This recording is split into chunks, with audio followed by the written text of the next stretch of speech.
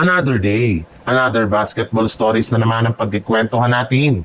At ngayon nga ay pag-uusapan natin ang balitang pagsungkit ng Los Angeles Lakers kay Pascal Siakam at ang balitang pagkuha ng Golden State Warriors kay Malik Beasley.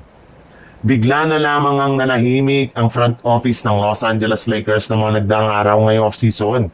Kahit man nga meron pa silang 3 bakanteng pwesto sa kanilang lineup ay ayaw pa rin nilang kumuha ng mga players na ilalagay dito.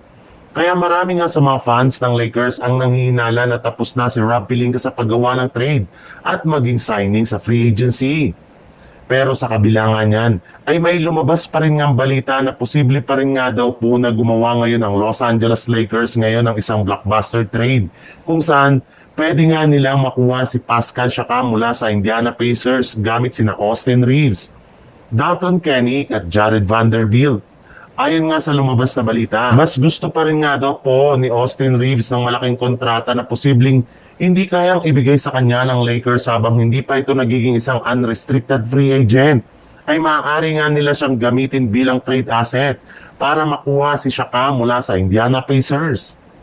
Sa ibang balita naman, matapos nga ang ilang buwang pananahimik ng Golden State Warriors sa free agency at trade market, ay nag-umpisa na nga daw na gumalaw ngayong araw ang kanilang front office.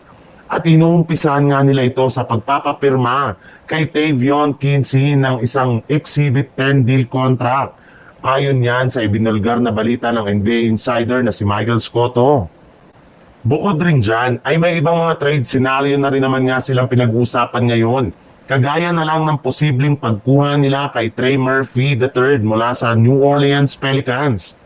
Simula nga na maging available ito sa trade, ay hindi na nga nagdalawang isip pa ang front office ng Golden State Warriors na tumawag sa Pelicans para malaman kung papaano nila ito makukuha ngayong off-season.